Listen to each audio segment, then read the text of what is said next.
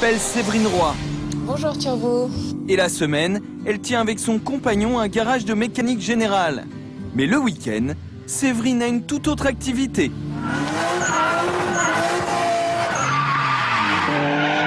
Séverine est pilote de drift, des compétitions automobiles qui se rapprochent du patinage artistique.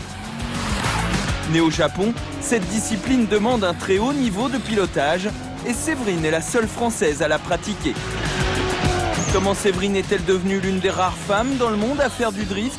Comment est-elle accueillie dans cet univers très masculin? C'est le portrait insolite de la semaine dans Turbo. Nous sommes dans la Nièvre, en pleine campagne, et Séverine traverse le parking improvisé entre son garage et le nouvel atelier de préparation. Ici, on est spécialisé dans les voitures de sport japonaises, une particularité née de la passion de Séverine et de son compagnon pour le drift. Mais comment cette jolie jeune femme est-elle tombée dans la marmite de cette discipline, habituellement très masculine? On a commencé à faire un petit peu de karting, voilà, pour le plaisir. Puis je me suis découvert une passion. C'est vraiment quelque chose qui me fait vibrer. Quand je suis dans ma voiture, on ne fait plus qu'un, quoi. Elle a presque plus la passion que moi. Ouais. À tel point que dans le couple, les rôles sont inversés.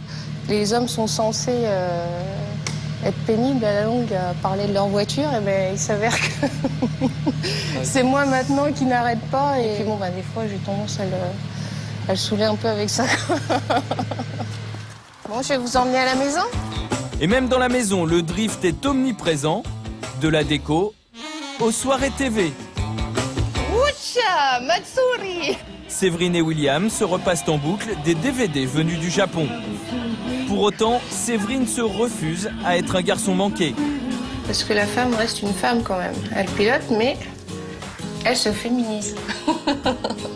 Mais fini de se pomponner. Ce matin-là, nous sommes à la veille d'une compétition très importante et William sort la voiture de Séverine de sa léthargie. Ça, c'est ma voiture.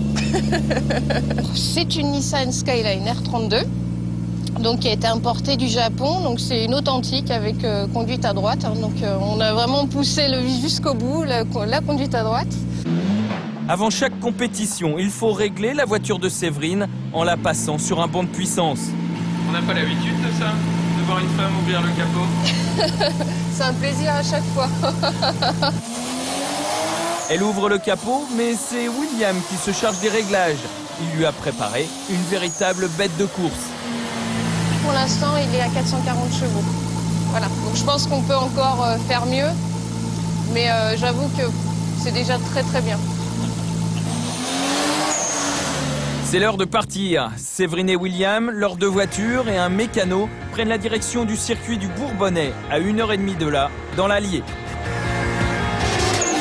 Au programme du week-end, le Drift Challenge, une compétition de drift qui se déroule sur 5 ou 6 manches dans l'année et regroupe les meilleurs Français. Séverine veut s'y imposer. C'est pas gagné. Très technique le circuit là. Et puis ça demande à rouler assez vite, donc il faut avoir des coronesses comme on dit. Cette première journée est dédiée à l'entraînement. Séverine nous démontre tout son talent et nous donne une petite leçon de drift.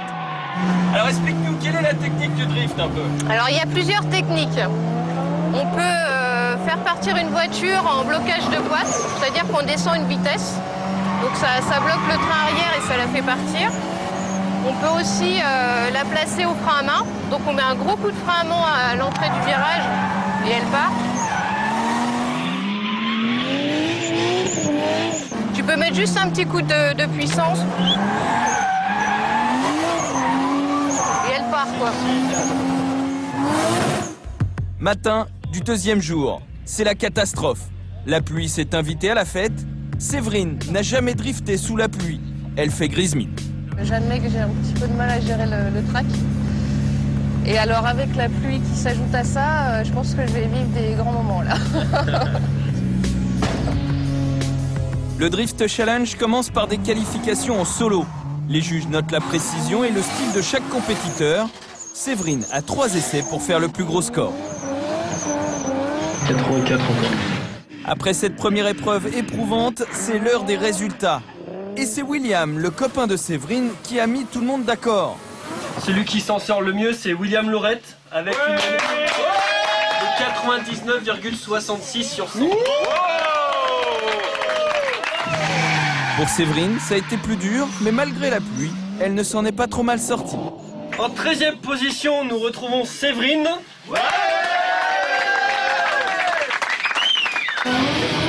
C'est ensuite l'heure de l'épreuve majeure de cette compétition, le battle. Un duel 2 par 2. Séverine va y faire bonne figure. Dans l'ensemble, je suis très satisfaite parce que c'est la première fois que je vais coller quelqu'un d'aussi près. Donc voilà, pour moi, c'est un pas en avant supplémentaire.